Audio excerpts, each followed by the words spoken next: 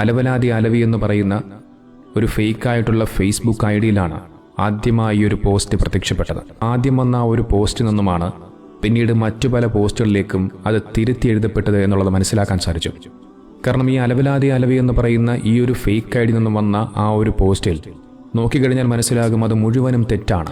പള്ളിക്കൂടത്തിന്റെ വരാന്തയിൽ പോലും പോകാത്തവനാണ് അത് എഴുതിയതെന്നുള്ളത് വ്യക്തമാണ്. മലയാളം പോലും നേരെ ചൊവ്വേ എഴുതാൻ അറിയാത്തവരാണ് ഇത് എഴുതി പിടിപ്പിച്ചത് എന്നുള്ളത് വ്യക്തമായി മനസ്സിലാക്കാൻ സാധിക്കും. പിന്നീടാണ് മറ്റു ഇസ്ലാമിക വിരുദ്ധർ ആ ഒരു പോസ്റ്റിനെ കോപ്പി പേസ്റ്റ് ചെയ്ത് അതിലുണ്ടായ തെറ്റുകളും തിരുത്തുകളും ഒക്കെ മാറ്റി കുറച്ചുകൂടി വ്യക്തമായ രീതിയിൽ അത് എഴുതി പിടിപ്പിച്ചത്. അല്ലെങ്കിലും ഇത്തരം ഇസ്ലാമിക വിരുദ്ധരൊക്കെ എങ്ങനെയാണ്? ഇവന്മാരൊക്കെ പലപ്പോഴും സ്വന്തം ഐഡിയയിൽ സ്വന്തം പ്രൊഫൈലിൽ വന്നുകൊണ്ട് ഇത്തരം കാര്യങ്ങൾ പ്രചരിപ്പിക്കാറില്ല. സ്വന്തമായ അഡ്രസ് ഇല്ലാത്ത, സ്വന്തമായ മതമില്ലാത്ത, സ്വന്തമായ കുടുംബം പോലും ഇല്ലാത്ത ഇത്തരം അലവലാതി അലവികൾക്ക് ഇത്തരത്തിൽ സമൂഹ മാധ്യമങ്ങളിൽ കൂടി ഇസ്ലാമിക വിരോധം ഇത്തരത്തിൽ പടച്ചുവിടാൻ കഴിയുകയുള്ളൂ. ഏതായാലും ഈ ഒരു പോസ്റ്റ് വെച്ചുകൊണ്ട് ഇസ്ലാമിനെ കളിയാക്കാൻ ശ്രമിച്ചിരുന്ന സകല ഇസ്ലാമിക വിരോധികളും ആരിഫ് ഹുസൈനും ജബ്ബാറും ജാമിദയും ലിയാഖത്തലിയും ഒക്കെ എല്ലാവരും ഇങ്ങനെ കാത്തിരിക്കുകയായിരുന്നു. അവന്മാരുടെ സകല തന്ത്രങ്ങളുമെല്ലാം പൊളിച്ചെഴുതിയിരിക്കുകയാണ് എല്ലാവരും കൂടി ചേർന്ന്.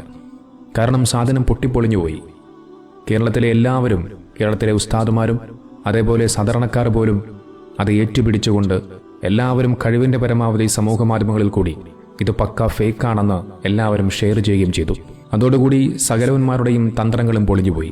ഇത്തരം വിഷയങ്ങളിൽ ഇതുപോലെ എല്ലാവരും ഇനിയും മുമ്പോട്ട് ഇത്തരം ഇസ്ലാമിക വിരോധികളുടെ കള്ളപ്രചാരണങ്ങൾ നമ്മളെല്ലാവരും ഒരുമിച്ച് ഒറ്റക്കെട്ടായി ചേർന്നുകൊണ്ട് പൊളിച്ചടക്കി കൊടുക്കേണ്ടതുണ്ട്. ഹാർപ്പിക് ഹുസൈൻ എന്നൊക്കെ സ്വയം പേരിട്ട് വിളിക്കുന്ന ആരിഫ് ഹുസൈനാണ് ഈ ഒരു വാർത്ത സമൂഹ മാധ്യമങ്ങളിൽ പ്രചരിപ്പിച്ചത് എന്നാണ് ഒട്ടുമിക്ക ആളുകളുടെയും അഭിപ്രായം.